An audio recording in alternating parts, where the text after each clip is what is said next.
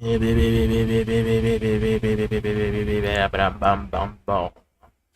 going on, Lord. Bum, bum, bum, ba, bum, bum, bum, bum, bum, ba, bum, bum, bum, bum, ba, ba. Ding, ding, bum, bum, bum, ba, bum, bum, bum, bum, bum, ba, bum, bum, bum, bum, bum, ba, ba. Ba, ba, bing, bing, bing, bing, bing, bing, bing, bing, bing, bing. Oh, bing, bing, bing, bing, bing, bing, bing, bing, bing. This is a gravy throw. Bum, bum, bum, ba, da, ba, ba, bum, bum, bum, ba, da, ba, ba, ba, ba, ba, da, ba, da. Ding, ding. Bum, bum, bum, ba, da, ba, ba, bum, bum, bum, ba, da, ba, ba, ba, ba, ba, ba, da, ba, da. Back, back.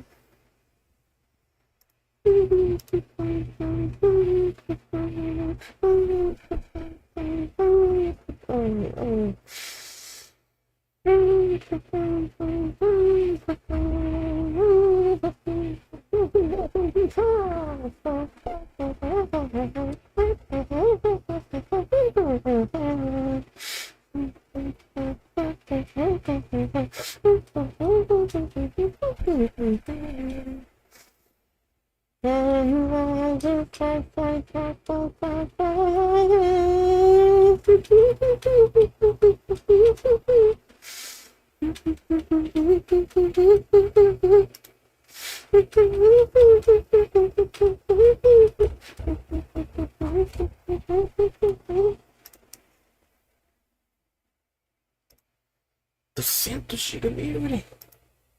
De quem não tem necessidade? Hey boy, talk to me. You know I trust you. Just talk to me. Okay?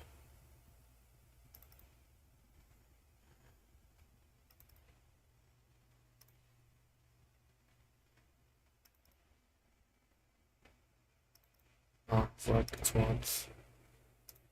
Okay.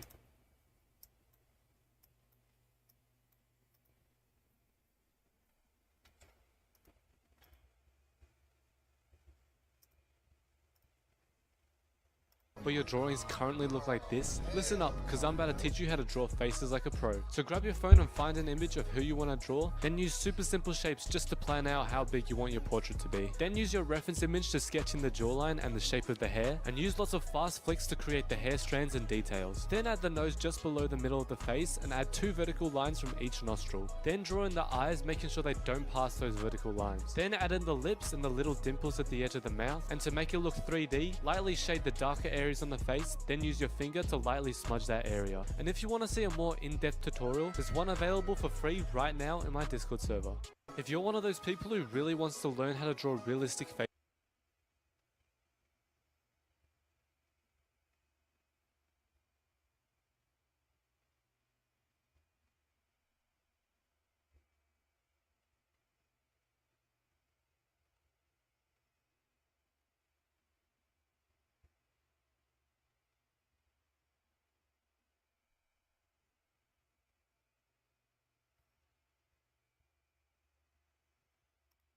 Nope.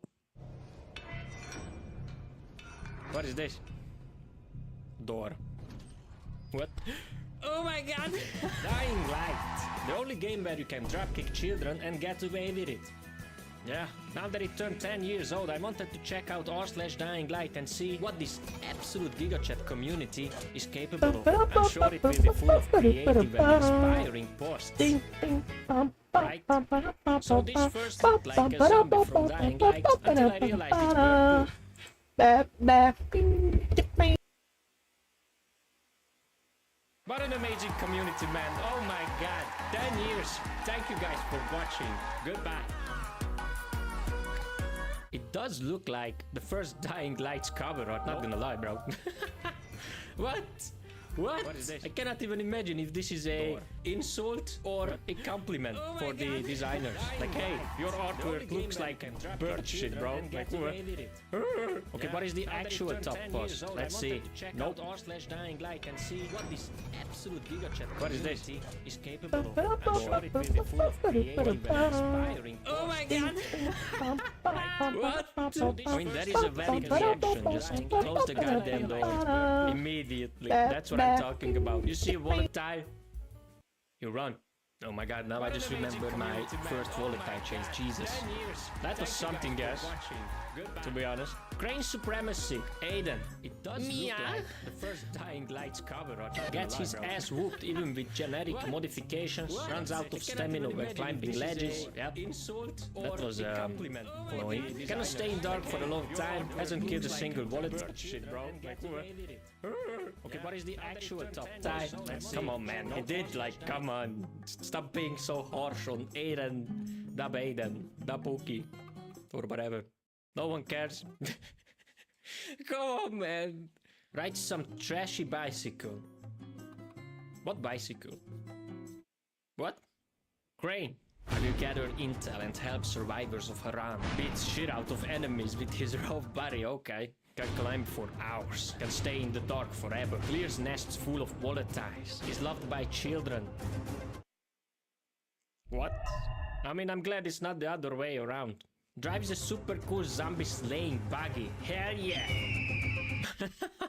Also, Crane didn't need to choose sides simply because he didn't care. They did such a great job making that goddamn buggy and the customization and everything. Oh my god, the memories are... Oh my god! Trying to be stat in dark zones. Aiden opening small boxes. The funniest thing is...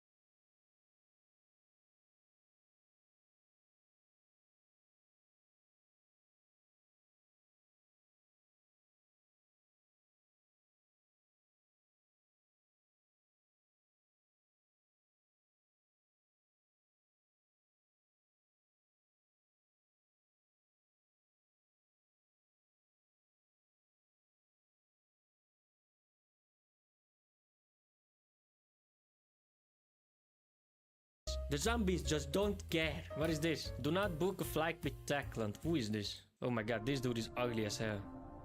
Bro, I'm cooked. Where is this plane taking me? Oh wow.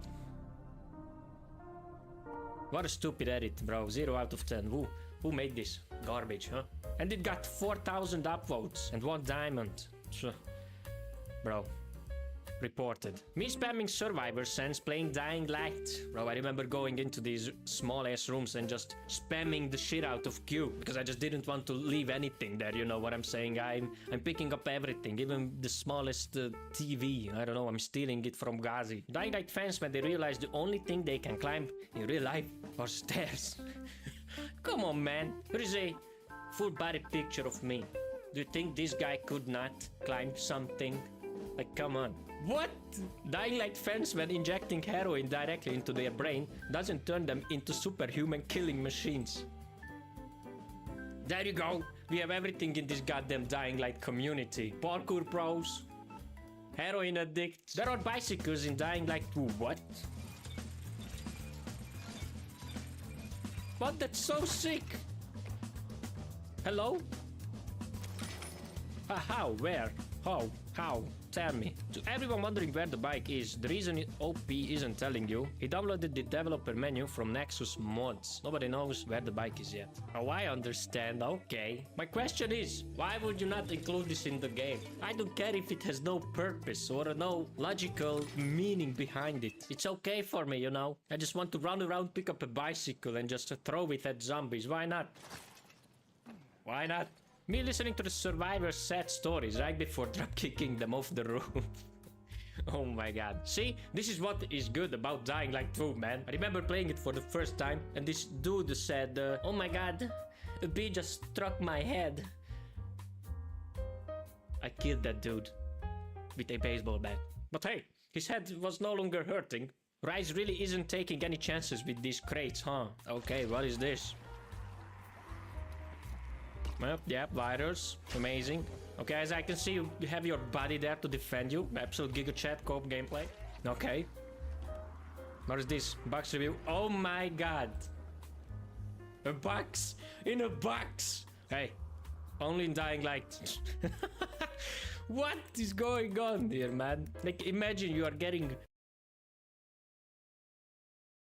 sistemas mais avançados, porque tudo aqui é uma evolução com base no seu ritmo, o game te dá um tijolo e um pedaço de madeira e diz, beleza, isso aqui é o que você precisa, vai filhão. E aí, meu amigo, você é livre para fazer o que quiser. Lógico, tem missões que vão escalando com a sua progressão e te dão um belo norte do que fazer e na ordem correta. Porém, é errado falar correta, já que nada impede você de sair metendo a cara larga em tudo e descobrindo por conta própria as coisas antes mesmo do tutorial pensar em te mostrar. Essa liberdade é freada assim que você descobre sobre precisar de meia dúzia de coisas para continuar o desenvolvimento. Mas até lá já se foram 10, 15, 20 horas e a sua casa não tá nem na base ainda. Principalmente se você é do tipo que se distrai até com folha caindo das árvores. Por falar em distração, uma das coisas que mais me prendeu aqui foram os detalhes. É nítido que os desenvolvedores simplesmente esqueceram sobre o padrão genérico dos jogos para celular, porque curiosamente esse também foi feito para ser um jogo de celular, mas saiu primeiro nos PCs para testes, e deram atenção às coisas mínimas. Você tem sistemas que são bem mais complexos do que parecem, tem mecânicas que simplesmente exigem ao menos um pouco de atenção, tem inimigos e certos pontos no mapa que possuem reações únicas quando você interage com eles, e isso, apesar de parecer cansativo, só fica ali, te cutucando, sem maldade, para te provocar e explorar mais. Um exemplo? Você precisa de água potável para beber, porque esse é um jogo survival e seu personagem fica com sede conforme vai executando tarefas. Vai tomar uma coquinha zero? Claro que não, cabeça de jaca, o mundo acabou, lembra? Então o que você tem que fazer é coletar água suja e purificar ela fervendo ou construindo um filtro, encontrando outras fontes de água limpa, o que é mais raro de achar do que gente honesta na Câmara dos Deputados, ou colocar um coletor de água de chuva e esperar chover, claro. A água ainda vai estar poluída e você precisa ferver ou passar pelo filtro, mas quando ela cai no coletor dá para construir uma caixa d'água e ligar tudo por canos, assim você poupa o trabalho de procurar e coletar, mas fica dependente também do tempo, porque para ter água da chuva precisa chover, né? E esse tipo de situação se estende por uma dezena de funções e coisas que você precisa fazer. Como eu disse antes, por ser um jogo de escolhas, esse é o jeito mais trabalhoso, mas que acaba sendo um investimento de tempo, já que todo sistema desse tipo fica concentrado na sua base, então você só precisa ir lá de tempos em tempos para coletar o que precisa. Agora, se a sua tara é ser o Indiana Jones do novo mundo, vivendo só do que a natureza ou a sorte te proporciona, só vai. Provavelmente sua animação vai durar pouco e daqui a uns dias seu estado mental vai ser o mesmo dos zumbis do jogo, mas não dá pra dizer que você não teve uma escolha. A propósito, sim, você pode ter uma base. Se você jogou algum game de sobrevivência antes, deve estar por dentro de tudo aqui. Você procura um lugar legal, farma ali meia dúzia de materiais, sobe umas paredes, um teto e ali dentro você pode descansar, cozinhar, automatizar processos, criar coisas em bancadas e no caso aqui, purificar materiais e até conseguir pokémons para fazer parte do serviço duro por você. Esses bichinhos são encontrados aleatoriamente pelo mapa e fazem coisas como coletar pedras, plantas, fazer comida e tocar legião urbana quando você resolver fazer um churras com outros amigos sobreviventes. Ok, eu não quero esse bicho na minha casa.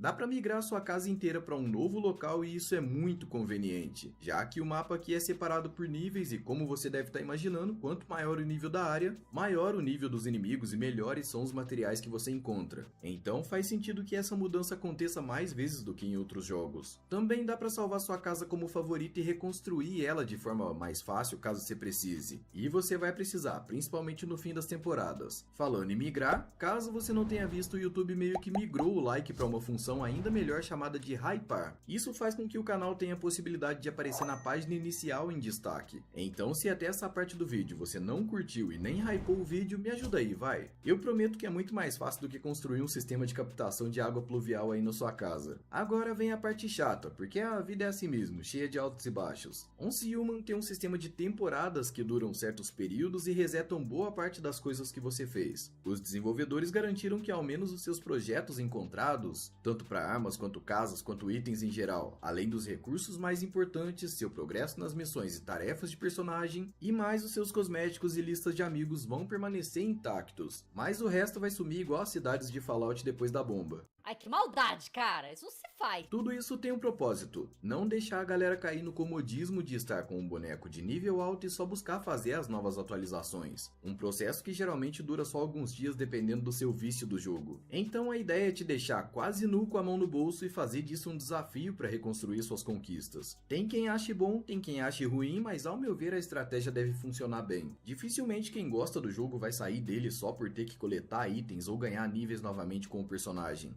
Afinal de contas, esse é o objetivo aqui. Outra parte importante é que praticamente tudo que você faz no game é recompensado. Tem uma tonelada de conquistas, missões, barras de progresso e moedas, cada uma delas responsável por conceder itens de utilidade, como materiais e experiência ou até cosméticos raros, caso você seja um colecionador. Então, se somente o vício no jogo não te sustentar, o vício por ter um visual bacana, tanto de personagem quanto de casa, vai. A péssima localização também é um problema, não tão sério quanto zumbis, mas é. Além da falta de tradução para português tupinizil, o que eu nem preciso dizer que é uma merda porque o game tem 1 zilhão de itens com descrições e funções diversas, hospedaram o servidor em Tilambuco do Norte, porque gringo acha que a América Latina é um país só que se divide em distritos, o que inclui o Brasil. Então o ping, apesar de aceitável, não fica lá aquelas coisas. História? Praticamente irrelevante. Eu não digo que é mal escrita porque eu também não sou nenhum Estevão Rei, mas se você pular ou não, meio que tanto faz. O que você precisa saber é que o mundo acabou, começaram a fazer experiência com seres humanos e deu mais merda ainda. Agora, além dos monstros e do multiverso, você também tem os meta-humanos, que são humanos comprados pela empresa do Facebook. Ok, essa foi ruim. Ainda assim, se quiser ler e curtir o roleplay, só vai. Mas lembrando que tá tudo em George Washingtonês. O combate é aceitável, suficiente para você aproveitar o momento enfrentando inimigos, mas nada que seja espantoso ou único. Assim como boa parte dos jogos com armas atual, o impacto delas é quase irrelevante, fora que o balanceamento do dano das armas é ridículo. Um coelho tancar 2 tiros de pistola é o que? O Roger Rabbit? O dano de uma machete nível 1 consegue ser infinitamente maior do que o de uma pistola ou besta, mas as coisas até que melhoram bastante conforme você constrói as mesas de qualidade maior. Ao menos o senso de progressão é parcialmente real. Até então eu acho que todas as qualidades que eu vi desse jogo foram uma sobreposição muito convincente aos defeitos que dá pra apontar. Você tem gente digitando no chat e participando de atividades o tempo todo, e dá pra concordar demais com a inclusão desse game no gênero de MMOs.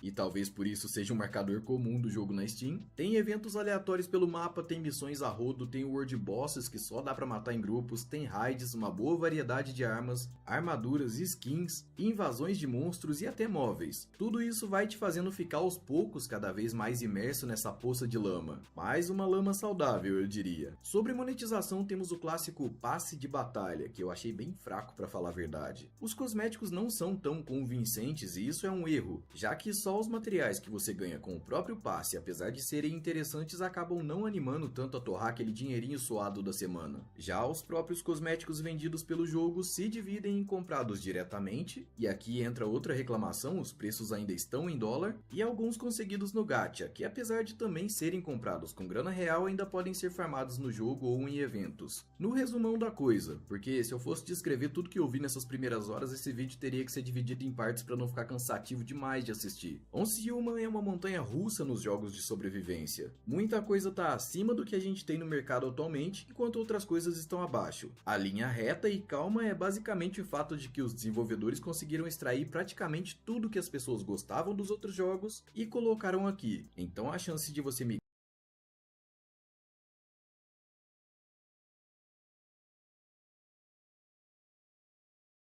É que tava tomando tiro da onde que eu não entendi?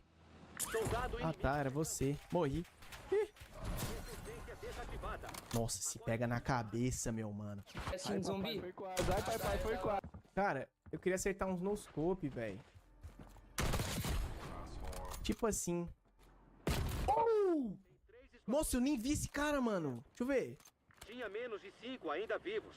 Quem sabe na... Meu Deus, vocês viram isso, rapaziada? Cheatado 100%, véi.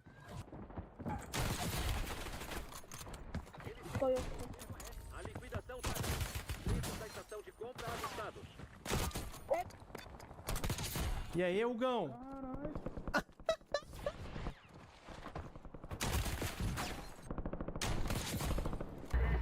Não mata não, mata não. Fala, Luquita. Fala. Foi mal. Ó, você para com isso aí, mano. Foi mal. Eu vou...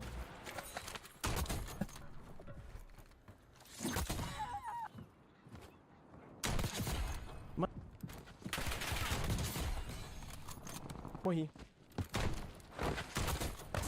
Morri nada. Taylor Swift? Ah, não. Se eu morresse pra Taylor...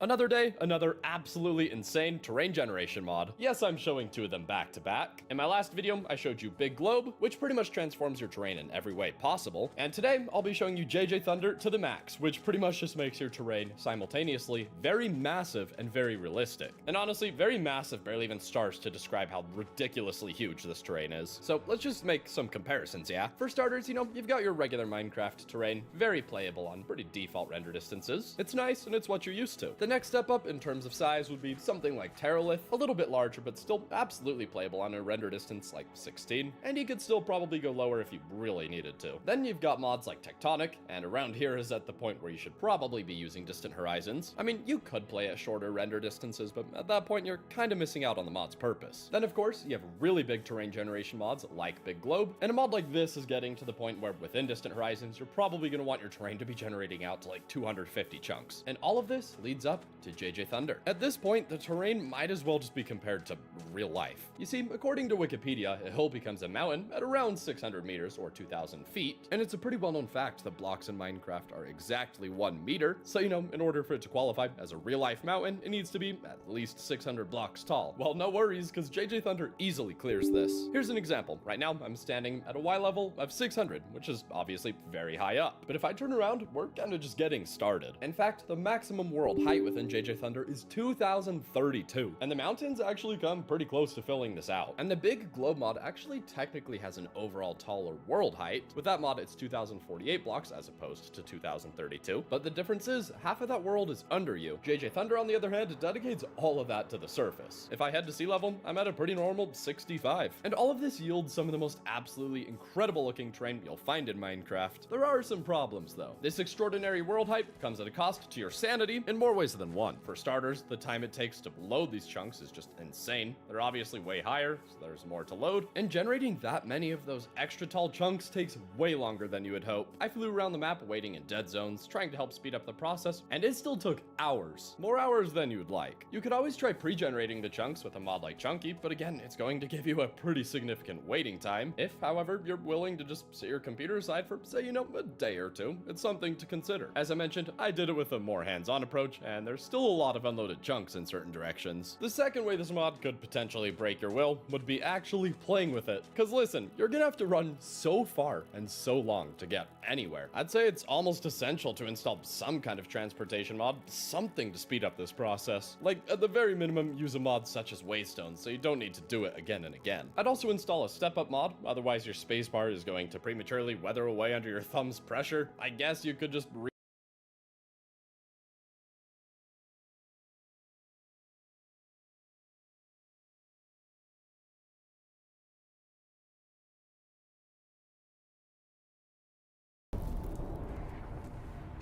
Well, I'm pretty sure you weren't talking to me back there. Anything you'd like to get off your chest, brother? I can assure you I'm unsurpassed in keeping confidences. Well, you know where to find me. And for the record, I'd already guessed you were Greek. Athena? Dead giveaway. Well, I'm pretty sure you weren't talking to me back there. Anything you'd like to get off?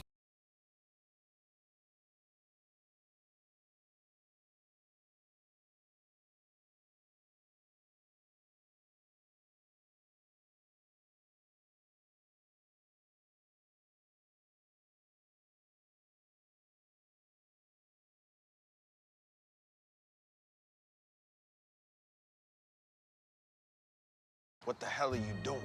I'm just trying to give you the money. Don't whisper, just speak like a normal individual. Hey, man, what's up? What you doing? What's with the Robin Williams routine, man? I'm trying to act natural. Well, why are you jumping in between different characters to do so? I'm not. You acting like someone who's trying to hide it. You know who tries to hide it? Dudes who's buying drugs try to hide it. All right? Okay, please stop saying the word drugs. Damn! Shh. Just don't shush me. Now just take out your money. Fan it. You know how to fan money? Something to say. Thank you. No, fan it out. Good. Now give it to me. Good. That's all there is to it. Here come the drug machine. Boop. All right. Unreal. Look at these clowns. Those two?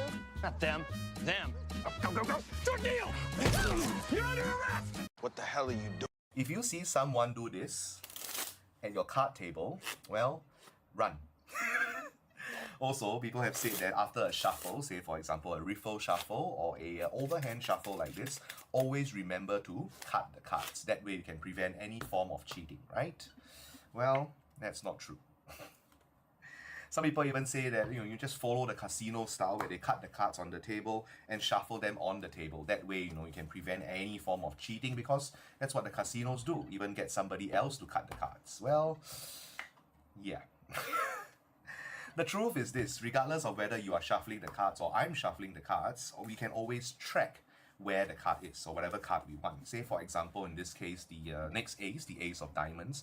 I now know it's 18 from the top, but if we continue to shuffle the card some more, now it has repositioned to the 28th position, which means now I can just cut to the 28th position and find the next ace, which is the ace of diamonds.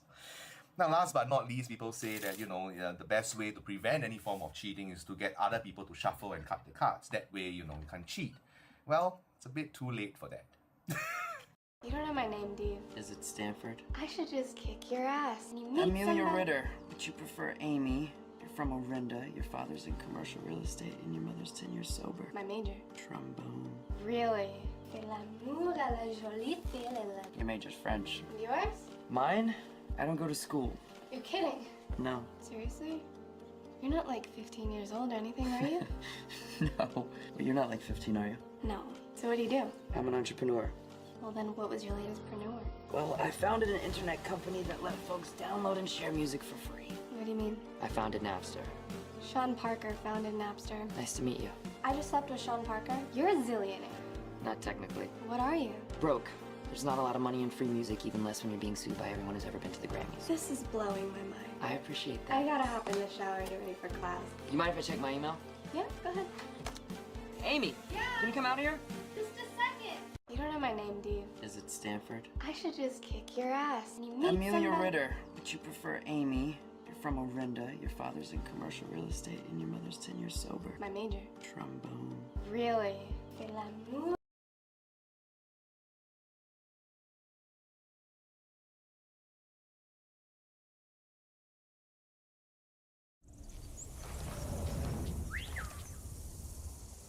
It was 5 years ago that the Washington Post referred to Ghost Recon Breakpoint as the worst game of 2019. And at the time of release, honestly, they weren't completely off the mark. Fans were upset, and reviews seemed to echo a lot of the discontent they had, citing a multitude of issues. There was a grand dismissal from many gamers for this game, dubbing it a failure due to its problematic launch, and it seemed like Breakpoint just faded away. But 5 months later, something changed. we saw a big update, bringing immersive mode to Ghost Recon Breakpoint, which, amongst giving you a vast amount of control over your world and tactical perimeters, it also would let you play without gear score or tiered loot, as well as allowing vast customization of the HUD in a way that I've honestly not seen on a scale like this before in any Ghost Recon title. Fast forward from the end of 2021 to present day, and I can't believe I'm saying this, but Ghost Recon Breakpoint has officially peaked.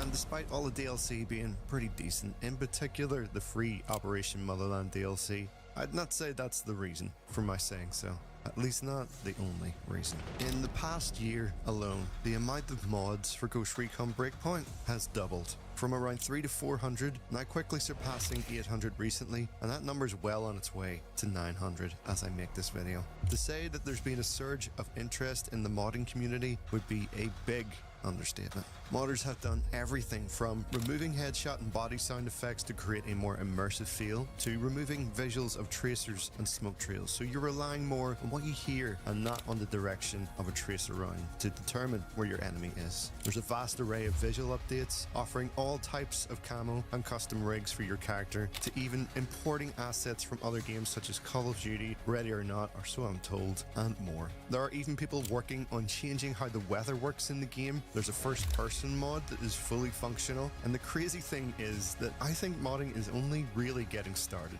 So while I think we're at peak Breakpoint right now, who knows where we'll be by the end of this year. Which is why today I'll be showcasing what I believe to be my favorite and arguably the best mods to try with Ghost Recon Breakpoint. Then I'm going to break down those top 10 mods going from number 10 to my number 1 go-to. And finally, I'll be wrapping the video with the easiest to follow guide on getting started with modding Ghost Recon Breakpoint. Trust me, it's easier than you think. I really think we're looking at the beginning of a modding revolution for Breakpoint. Don't you think, Oxide? I think you're right. Just before we dive in though, I want to say thank you to War Thunder for sponsoring this video.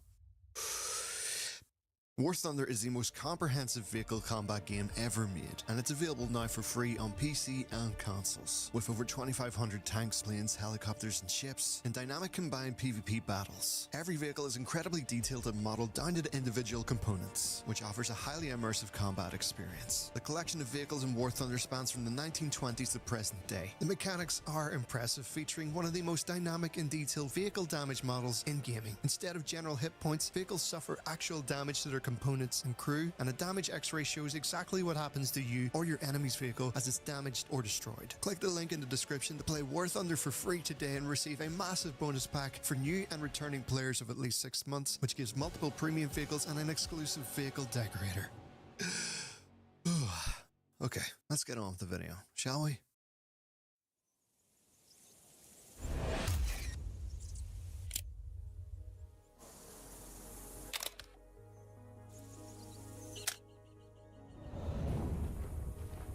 Okie dokie. You sitting Overwatch, huh? Yeah. Nice view up here. Fair. Don't be worrying. The only thing I worry about are your dad jokes. Worried about or jealous of? Yes. Okay. We got one cigars at the front here. Copy. Just down by the river. Gonna grab some water and push up the other side by the bank. Copy. I'm glad you're staying hydrated.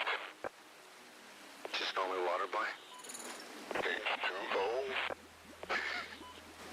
How's it looking up there? Pretty quiet. I got a shot from this guy on the bridge from the gate. Hold on a second.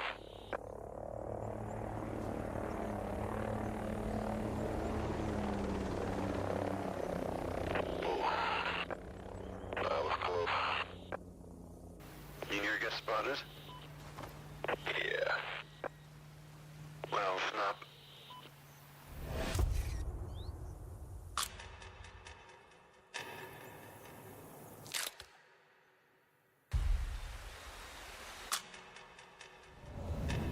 I'm almost up at the front gate.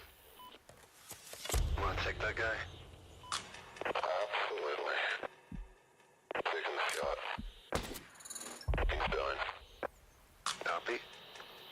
pushing up. I'm gonna push to the left here at this big rock. Up to the metal container. Copy that.